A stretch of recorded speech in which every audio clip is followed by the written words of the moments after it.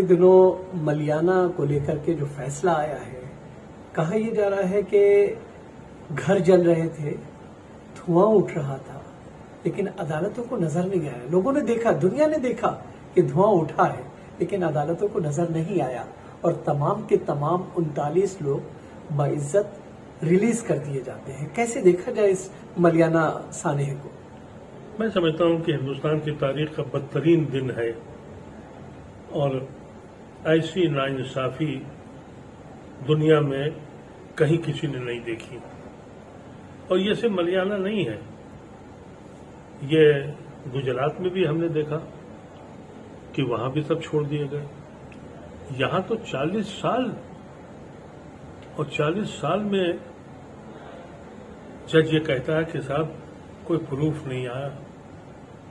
मैं समझता हूं कि ये सवाल जुडिशरी पे भी है और हिंदुस्तान की हर पॉलिटिकल पार्टी पर भी है।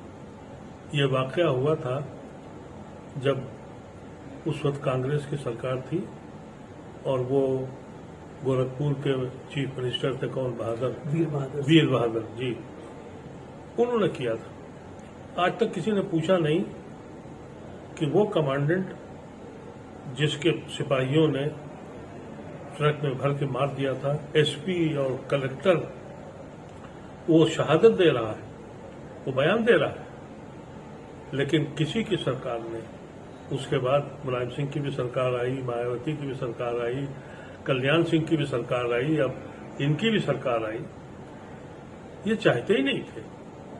और इससे ये बात साबित हो गई कि इस मुल्क में इंसाफ मिलना बहुत नामुमकिन है और सरकारें नहीं चाहती कि हम किसी को इंसाफ दिलाएं। और ये तबाही की तरफ जाने का मैं समझता था कि भाई 40 साल कोई आदमी, आप सोचिए कि लोग कुछ तो मर गए और जो बच गए उन्होंने कहा कि साहब एफआईआर की कॉपी गायब हो गई।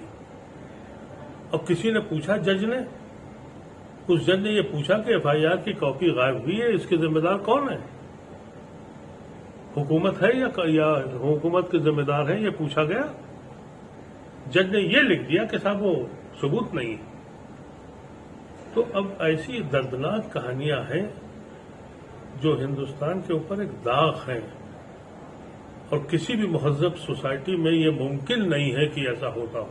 मैं तो नहीं जानता हूं कि दुनिया की किसी महज़ब सोसाइटी में ऐसे जजमेंट आते हो। आप देखिए कि रोज गुजरात के ऊपर भी हो रहा है, बिल्किस बानो के जालिमों को छोड़ा गया, कल और छोड़े गए हैं कि 9-10 लोग वहां गुजरात के साहब नहीं कहा गया। तो अब आप किस पे एतबार करेंगे? और अदालत, जजेस बहुत इत्मीनान से कह देते हैं कि साहब प्रूफ नहीं मिला, तो जज को यह भी मालूम होना चाहिए कि प्रूफ हटाए किसने, ओरिजिनल कापियां गायब हो गई, तो फिर आप किससे फरियाद करेंगे? ये मसला इसका नहीं है कि मुसलमानों को टारगेट करके मारा जा रहा है। मसला ये है कि जुडिशरी इस मुल्क में है या नहीं है।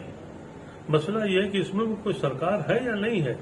मसला ये है कि इस मुल्क के सरकार के जो हाकिम हैं उनके सीनों में दर्द है और उनके सीनों में दिल है या पत्थर है।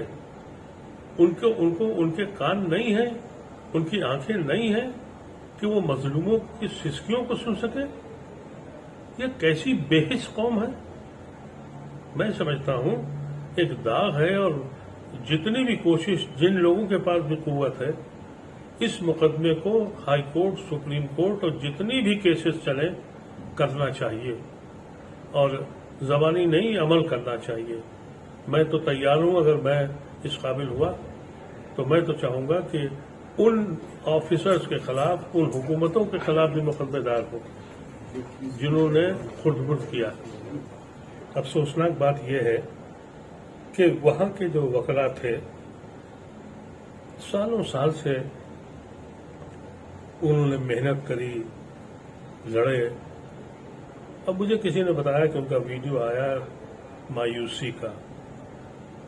बहुत अफसोस और शर्म की बात है कि वो आज ये कह रहे हैं कि मिल्लत ने साथ नहीं दिया। अफसोस दर अफसोस मेरी कौम को क्या हो गया है। हम लोगों की एक ऑर्गेनाइजेशन है IMCR, हमने कल भी इस मसले पर अपने वकील साथियों को जो IMCR के इंचार्ज हैं उनसे बात की थी, और इंशाअल्लाह हम IMCR की तरफ से पूरी कोशिश करेंगे और उन वकला को जिन्होंने ये मुकदमे में अब तक लड़ाई लड़ी है उनसे राब्ता करेंगे और उनके राब्ता करके हाई कोर्ट और सुप्रीम कोर्ट में पूरी कुव्वत के साथ लड़ेंगे। और मैं अपनी मिल्लत से भी कहना चाहता हूं कि जो हजरात आपके लिए लड़ रहे हैं, आपके कौम के लिए मेहनत करते हैं, अपने जान देते हैं, अपने पैसे खर्च करते हैं, अपने लिए वक्त लगाते हैं, कुछ तो सोचिए, उनके बारे में कुछ तो सोचिए, कम से कम हौसला तो दीजिए उनको। ये बेहिसी आपकी कब तक रहेगी?